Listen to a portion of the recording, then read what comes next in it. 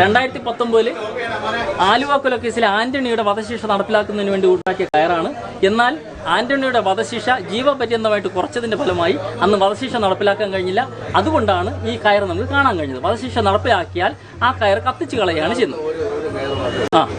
പിന്നെ ഒരാളിന് 3 കയറുണ്ടാക്കും. 3 കയറാണ് ഒരാൾ ഉണ്ടാക്കുന്നത്. ഒരു കയറിന്റെ നീളം ഇവിടെ എഴുതിയിട്ടുണ്ട് 1.5 മീറ്റർ മുതൽ 2 മീറ്റർ വരെയാണ് ഒരു കയറിന്റെ നീളം. അത് ആളിന്റെ ഭാരത്തിനനുസരിച്ചാണ്. ആളിന്റെ ഭാരം കൂടുതലാണെങ്കിൽ കയറിന്റെ നീളം കുറയും. ആളിന്റെ ഭാരം കുറയുന്നതനുസരിച്ച് കയറിന്റെ നീളം കൂടും. 3 കയർ വേണമല്ലോ. അപ്പോൾ ഒരാളിന് 3 കയർ വേണം. അതിൽ ഒന്നാമത്തെ കയർ എക്സിക്യൂഷന്റെ തലേ ദിവസം ആളിന്റെ ഭാരത്തിന്റെ 1.5 ഇരട്ടി ഭാരമുള്ള ഡമ്മി തൂക്കി നോക്കും. എന്നിട്ട് ആ കയർ മാറ്റി വെക്കും. അതിന് പിന്നെ ഉപയോഗമില്ല. രണ്ടാമത്തെ കയർ ഇതുപോലെ കുരുക്കിട്ട് ആളിനെ ഹാങ് ചെയ്യും.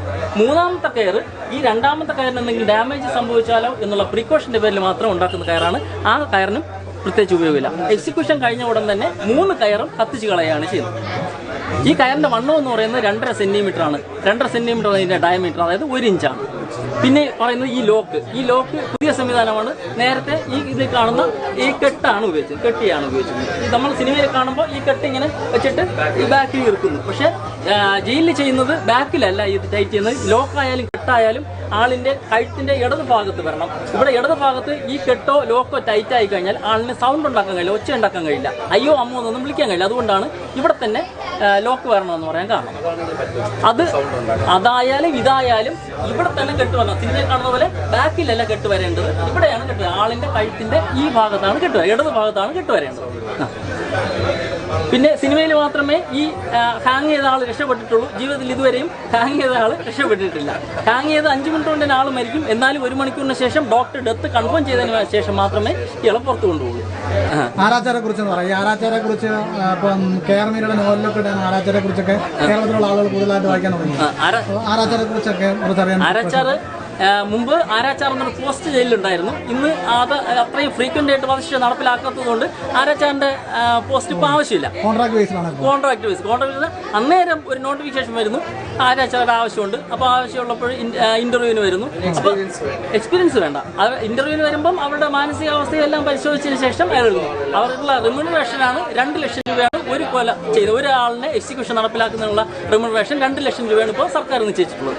അപ്പോൾ അതുകൊണ്ട് തന്നെ കണ്ണൂർ സെൻട്രൽ ജയിലിൽ ഒരു 4-5 വർഷത്തിന് മുമ്പ് ഒരു ഇത് ഇന്റർവ്യൂ നടന്നപ്പോഴേ PGയും പിന്നെ ഡോക്ടറേറ്റ് എടുത്ത ആൾക്കാർ വരെ അവിടെ ഇന്റർവ്യൂവിന് വന്നതായിട്ട് വാർത്തയൊക്കെ ഉണ്ട്. വലിയ ഫ്ലാഷ് ന്യൂസൊക്കെ ഉണ്ട്. ഈ വധശിക്ഷയ്ക്ക് വിധിക്കപ്പെട്ടിട്ടുള്ള ആളുകളെ തൂക്കിക്കൊല്ലുന്ന സ്ഥലമാണ്, അതിനെ ഗാൽ ഹൗസ് എന്നാണ് പറയുന്നത്. സാധാരണഗതിയിൽ സെൻട്രൽ ജയിലുകളിലാണ് ആളുകളെ തൂക്കിക്കൊല്ലുന്നത്. അവിടെയാണ് ഇതുപോലുള്ള കഴിമരം അല്ലെങ്കിൽ ഗാൽ ഹൗസ് ഉള്ളത്. കണ്ണൂർ സെൻട്രലിലാണെങ്കിൽ ഒരേ സമയം 2 പേരെ തൂക്കിക്കൊല്ലാനുള്ള സൗകര്യമുണ്ട്. പൂജപ്പരയിലും ബിയൂരും അതിനുള്ള സൗകര്യമില്ല. ഒരാളെ മാത്രമാണ് തൂക്കിക്കൊല്ലാൻ കഴിയുക. ഒരാളെ തൂക്കിക്കൊല്ലണമെന്നുണ്ടെങ്കിൽ അയാൾക്ക് ഒരുപാട് പ്രോസസ്സ് കടന്നതിന് ശേഷമായിട്ട് അവസാനം രാഷ്ട്രപതിയും ദയാഹർജി തള്ളിക്കഴിഞ്ഞാൽ മാത്രമാണ് എന്ത് ചെയ്യുന്നത്, ഒരാളെ തൂക്കിക്കൊല്ലുന്ന ഒരു സ്ഥിതിയിലേക്ക് പോവുക. അപ്പോൾ ഈ തൂക്കിക്കൊല്ലുന്ന ഒരു സ്ഥിതിയിലേക്ക് എത്തുന്നതിന് തൊട്ടു മുമ്പായിട്ട് മജിസ്ട്രേറ്റ് ബ്ലാക്ക് വാറണ്ട് പുറപ്പെടുവിക്കും. അതായത് ഒരാളെ തൂക്കിക്കൊല്ലാനുള്ള വാറണ്ടാണ് അനുമതി കൊടുത്തുകൊണ്ടുള്ള വാറണ്ടാണ് ബ്ലാക്ക് വാറണ്ട് എന്ന് പറയുന്നത്. അപ്പം ബ്ലാക്ക് വാറണ്ട് കിട്ടിക്കഴിഞ്ഞാൽ ജയിൽ ഡിപ്പാർട്ട്മെന്റ് ആരാച്ചാർ അന്വേഷിക്കും. സാധാരണഗതിയിൽ ജയിൽ ഡിപ്പാർട്ട്മെന്റിന് അതാരില്ല, ആരാച്ചാറില്ല. അതുകൊണ്ട് തന്നെ വെളിയിൽ സാധാരണഗതിയിൽ അന്വേഷിക്കുകയാണ് ചെയ്യുന്നത്. ഈ അടുത്ത കാലത്ത് ആലുവ കൂട്ടക്കൊലക്കേസ് കേട്ടിട്ടുണ്ടാവും. ആലുവ കൂട്ടക്കൊലക്കേസ് ആന്റണിയില്ലേ, അപ്പോൾ ആന്റണിയെ തൂക്കിക്കൊല്ലാനുള്ള എല്ലാ ഇടപാടും ആയതാണ്. അതായത് ബ്ലാക്ക് വാറണ്ട് വരെ പുറപ്പെടുവിച്ചപ്പോഴത്തേക്കും ജയിൽ വകുപ്പ് ആരാച്ചാർ അന്വേഷിച്ചു.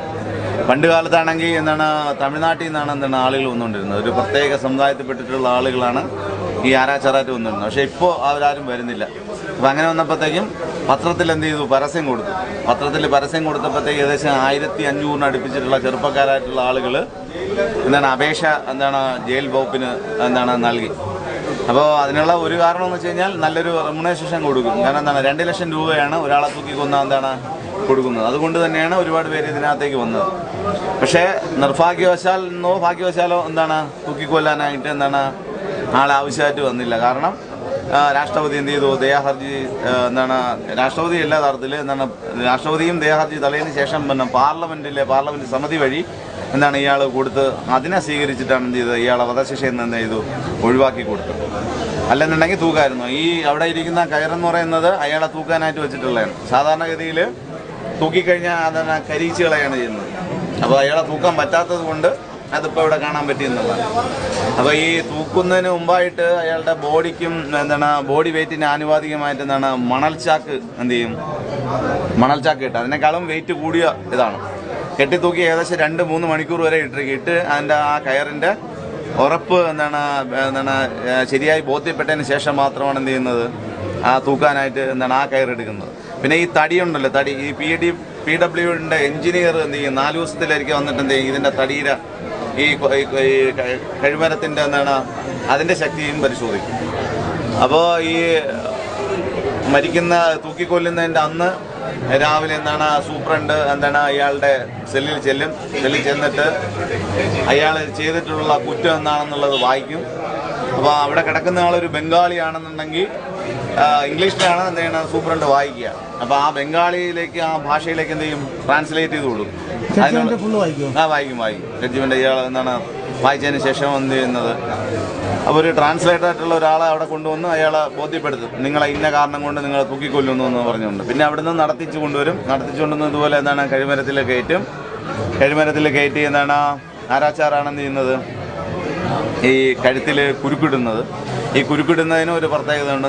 ഇടതുവശം മുറുകുന്ന രീതിയിലാണ് എന്ത് ചെയ്യുന്നത് കുരുക്കിടുന്നത്. കാരണം ഹൃദയത്തിൽ നിന്നും ഇടത് ഭാഗം വഴി തലച്ചോറിലേക്ക് പോകുന്ന വെയിന് മുറുകിക്കഴിഞ്ഞാൽ എന്ത് ചെയ്യും, തലച്ചോറ് പെട്ടെന്ന് നശിക്കുകയും ബ്രെയിൻ ഡെഡ് സാധ്യമാവുകയും ചെയ്യും. അതുകൊണ്ട് ഇടതുവശം മുറുകുന്ന രീതിയിലാണ് എന്ത് ചെയ്യുന്നത് കുടുക്കിടുന്നത്.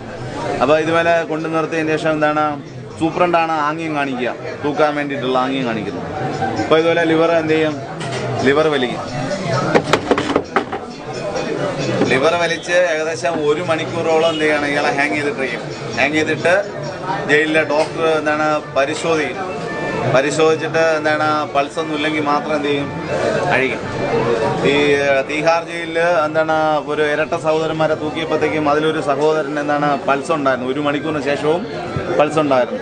അപ്പോൾ ജയിലിലെ ജീവനക്കാർ വന്ന് അയാളെ കാലെ പിടിച്ച് വലിച്ച് താഴോട്ട് ആക്കി അയാളെ കഴുത്ത് മുറുകിച്ച് വധശിക്ഷ നടപ്പിലാക്കിയാണ്. കാരണം അഴിഞ്ഞു വീണാലോ അയച്ചതിന് ശേഷം ഇയാൾക്ക് പൾസ് ഉണ്ടെങ്കിൽ പിന്നെ വധശിക്ഷയിൽ നിന്ന് അയാളെ ഒഴിവാക്കേണ്ട ഒരു സാഹചര്യം ഉണ്ടാകും. അപ്പോൾ അതിന് വേണ്ടിയിട്ടാണ് അതങ്ങനെ ചെയ്തത്. അതിനുശേഷം ഇയാളെ പുറത്തേക്ക് എടുത്തിട്ട് ഈ ജീവനോടെ മാത്രമേ ഒരു മനുഷ്യൻ അല്ലെങ്കിൽ ഒരു പ്രതി മെയിൻ ഗേറ്റ് വഴി പോകാൻ പാടുള്ളൂ എന്നാണ്. അപ്പം അതുകൊണ്ട് തന്നെ മരിച്ച ആളെ കൊണ്ടുപോകുന്നതിന് വേണ്ടിയിട്ട് പ്രത്യേകിച്ച് ഒരു വാതിലുണ്ട്. ആ വാതിൽ വഴി ഇയാളെ ബന്ധുക്കൾക്ക് വിട്ടുകൊടുക്കുകയാണ് ചെയ്യുന്നത്. ഇപ്പോഴാണെന്നുണ്ടെങ്കിൽ നേരത്തെ പോസ്റ്റ്മോർട്ടം ചെയ്തിട്ടില്ല, പക്ഷേ ഇപ്പോൾ പോസ്റ്റ്മോർട്ടം കൂടെ നടത്തിയാണ് ചെയ്യുന്നത്, ഇയാൾ വിട്ടുകൊടുക്കുന്നു. ആരെ ഏറ്റെടുക്കാനില്ലെന്നുണ്ടെങ്കിൽ ഇയാൾ ഏത് മതത്തിൽപ്പെട്ടിട്ടുള്ള ആളാണോ അതനുസരിച്ചിട്ട് ജയിൽ ഡിപ്പാർട്ട്മെന്റിൽ നിന്ന് സംസ്കാര ചടങ്ങുകൾ നടത്തി തീർക്കുകയാണ് ചെയ്യുന്നത്. അല്ല, ഒന്നുകിൽ തീഹാറിലൊക്കെ ആണെങ്കിൽ ജയിൽ വളപ്പിനകത്താണ് എന്ത് ചെയ്യുന്നത്. ഇയാളെ അഫ്സൽ ഗുരുവിനൊക്കെ അതിനകത്ത് തന്നെയാണ്. കാരണം വെളിയിൽ കൊടുത്തു കഴിഞ്ഞാൽ ഇഷ്യൂ ആവുമെന്ന് കരുതിയിട്ട് വിട്ടുകൊടുക്കുന്നത് തന്നെ ഒരു പ്രത്യേക നിയമത്തിന്റെ അടിസ്ഥാനം. അതായത് ആളുകൾ ഉണ്ടാകാൻ പാടില്ല, കലാപം ഉണ്ടാക്കാൻ പാടില്ല, വെള്ളമൊന്നും ഉണ്ടാക്കാൻ പാടില്ല എന്നുള്ള നിബന്ധന വെച്ചുകൊണ്ടാണ് എന്ത് ചെയ്യുന്നത്, ഇഷ്യൂ ഒന്നും ഉണ്ടാകാൻ പാടില്ല നിബന്ധന വെച്ചുകൊണ്ടാണ് ബന്ധുക്കൾക്ക് വിട്ടുകൊടുക്കുന്നത്. കേട്ടില്ലേ? അവസാന ആഗ്രഹം ഉണ്ടെന്നുണ്ടെങ്കിൽ ആ ആഗ്രഹം സാധിച്ചു കൊടുക്കും. അല്ല, അതിന് മുമ്പായിട്ട് തന്നെ മുമ്പായിട്ട് തന്നെ എക്സിക്യൂട്ടീവ് ചെയ്യുന്നതിന് മുമ്പായിട്ട് തന്നെ അത് ചോദിക്കും. അപ്പോൾ ആരെയാണ് കാണാൻ, ഇപ്പോൾ മോഹൻലാലിനെ കാണണമെന്ന് വെച്ച് കഴിഞ്ഞാൽ മോഹൻലാലിനായിട്ട് നമ്മൾ കോൺടാക്ട് ചെയ്യും. മോഹൻലാലിനെ ജയിൽ വകുപ്പ് എന്ത് ചെയ്യും, കൊണ്ടുവരും, കാണിക്കുകയും ചെയ്യും.